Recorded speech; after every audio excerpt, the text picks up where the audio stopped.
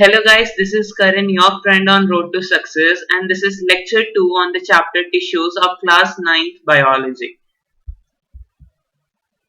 So in the last part, we talked about the plant tissues and different type of plant tissues.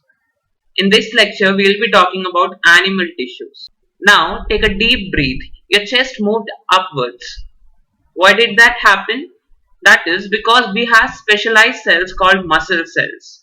The contraction and relaxation of these cells result in what we call as movement. During breathing, we inhale oxygen which is absorbed by lungs and transported to various parts of the body through blood. Blood flows and carries different substances like oxygen, carbon dioxide, hormones and waste material. So, blood and muscles are both examples of tissues which are found in our body. On the basis of the function they perform, animal tissues are present as epithelial tissue, connective tissue, muscular tissue, and nervous tissue. Blood is a type of connective tissue, and muscle cells, as we discussed, is muscular tissue. Talking about the very first type of tissue, that is the epithelial tissue. So, this is the tissue which covers the body or the protective tissue. So the covering or the protective tissue is known as epithelial cell. Epithelium covers most of the organs and cavities within the body. It also helps to form a barrier to keep body systems separate. The skin, the lining of the mouth, the lining of blood vessels, lung alveoli, kidney tubules are all made of epithelial tissue. Epithelial tissues are tightly packed and form a continuous sheet. So different epithelia show different structure. Let us talk about different types of epithelium tissue. First is the squamous epithelium tissue. So the lining of the blood vessels or the lung alveoli where transportation occurs, there is this type of tissue which is known as squamous epithelium tissue. Squama means scale of skin. Simple squamous epithelial cells are extremely thin and flat and form a delicate lining. Esophagus, lining of mouth, even the skin which protects the body is made of squamous epithelium. Now, the skin epithelial cells are arranged in different layers to prevent wear and tear. Since they are arranged in a pattern of layers, such a squamous epithelium will be called as stratified squamous epithelium. Next type of epithelium is the columnar epithelium. These are the slender and long pillar-like epithelium which facilitate movement across the epithelial barrier. Columnar epithelium is present where absorption and secretion occurs, such as in lining of the intestine. So, in our respiratory tract, the columnar tissue has cilia. What are cilia? Cilia are hair-like projection on the outer surface of epithelial cells. The cilia can move, so it pushes the mucus forward to clear it. It also traps dust particles.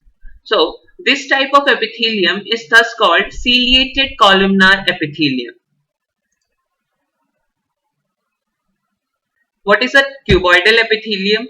Of course, cuboidal epithelium are cube-shaped cells which form the lining of kidney tubules and ducts of salivary gland, where it provides mechanical support. Sometimes these epithelium acquire additional specialization as gland cells and secrete substances at epithelial surface. And sometimes a portion of these epithelial tissue fold inward and form multicellular gland. These type of epithelium would be called glandular epithelium. Talking about next type of tissue, that is connective tissue. As discussed earlier, blood is a type of connective tissue. So, the cells of connective tissue are loosely spaced and they are embedded in an intercellular matrix. This matrix can be jelly-like, fluid or dense or rigid. The nature of matrix depends on the function of the connective tissue it is in. Let us talk about blood. Now, blood has a liquid matrix called plasma which contains red blood cells, white blood cells and platelets. So, these are the red blood corpuscles. These are the white blood cells of different types: eosinophil, neutrophil, basophil, and monocyte. And these are the platelets. And these cells are suspended in this fluid matrix. The plasma contains proteins, salt, and hormones. Blood flows and transports different things like gases, digested food, hormones, and waste materials to different parts of the body. We know that red blood cells contain hemoglobin and carries oxygen. White blood cells are the immunity cells which fight against the foreign particles, and platelets help in the clotting of the blood.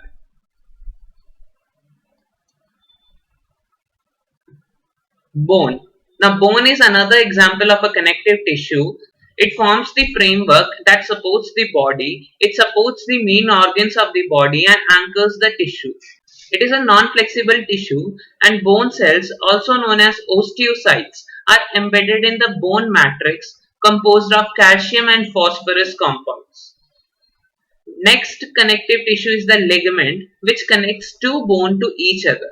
The tissue is very elastic and has considerable strength, and it has very little matrix. Tendons connect muscle to bone. They are the fibrous tissue with great strength but limited flexibility. This is the bone tissue. This is canalicularis. Contains slender process of bone cells or osteocytes. Okay. Haversian canal contains blood vessels and nerve fibers. Cartilage. It is another type of tissue which has widely spaced cell in solid matrix made of proteins and sugar. The matrix of cartilage is known as hyaline matrix, and the cartilage cells are known as chondrocytes. Cartilage smoothens the bone surface at joints and is also present in the nose area, ear area, trachea, and larynx. We can fold the cartilage but not the bone, right? Areolar connective tissue. These are found in between the skin, muscles, and even around the blood vessels and nerves. It fills the space inside the organs. Its main function is supporting and repairing of tissue. Adipose connective tissues. These are the fat storing tissues found below the skin and between the internal organs, and these are filled with fat globules. Because of storing of fat, it acts as an insulator. So, a body which has a lot of fat would feel less cold in winters. These are the adaptations which we can see in the polar region animals. Next type of tissue is the muscular tissue. These contain elongated cells or the muscle fibers. Muscular tissue is responsible for the movement in a body. They have special proteins known as contractile proteins which contract and relax to cause movement. Now, I wanted to move this hand and now I want to stop this hand. That is because of my conscious will. Such muscles are called as voluntary muscles because they move by my conscious will. Talking about striated muscles. These are the striated muscles. As we can see, the shape and size. These are long, cylindrical in shape, and we can see there are too many nucleus. So this tissue would be called multinucleated. We can also see these dark and light bands are known as striation. That is why this muscle is known as striated muscles. These are mostly attached to the bones and help in the body movement. Striated muscles are known as skeletal muscles. Smooth muscles. So these are the smooth muscles. We can see that these are long with tapering ends. That is the spindle shaped. They are uninucleate. Each cell has a nucleus. There are no dark and light bands, so they are unstriated. They are found in the iris of the eye, ureters, and the bronchi of the lung. So smooth muscles are also known as involuntary muscles. The movement of food in our alimentary canal or the contraction and relaxation of blood vessels which are not under my conscious will. Such movements are known as involuntary movements. So smooth muscles are present in the alimentary canal, blood vessels. So it would be called involuntary muscles. Cardiac muscles. Our heart shows contraction and relaxation throughout life. So these involuntary muscles are called cardiac muscles. Heart muscles are cylindrical, branched, and uninucleate. Why they are branched? They are branched because if a cell of this cardiac muscle contracts, so being branched and connected, all the muscle cells would contract together. Next tissue is nervous tissue. So all cells possess ability to respond to a stimuli. However, cells of nervous tissue are highly specialized for being stimulated, and after that they transmit the stimulus very rapidly from one place to the another. You must have observed whenever you have touched a hot cup, your hand moves back. So this is because of the response to the stimulus by the nervous tissue. The brain, the spinal cord and the nerves are composing the nervous tissue. The cells of the nervous tissue are known as nerve cells or the neurons.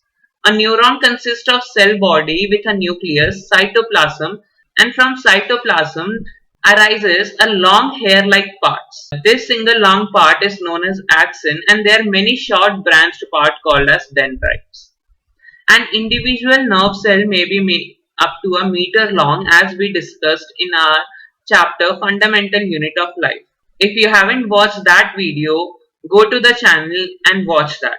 Many nerve fibers bind together to make up a nerve. So the signal that passes along the nerve fiber is what we call as nerve impulse. Nerve impulse allows our muscles to move when we want. This combination of nerve and muscle tissue is very important to animals, as this enables animal to move rapidly in response to the stimuli. This is a nerve cell or the neuron. This is the cell body. This is the nucleus. These are the dendrites. These are the axons. This is the nerve ending where the neuron ends, and these are known as myelin sheaths. This is the nervous tissue. This is the brain, spinal cord and the nerves which compose the nervous tissue. So with this we complete the chapter tissues. Learn more by watching more. If you haven't watched the other chapter, the Fundamental Unit of Life, go to the channel and watch it. If you have any queries, do comment below. Don't forget to like, share and hit that subscribe button. Bye.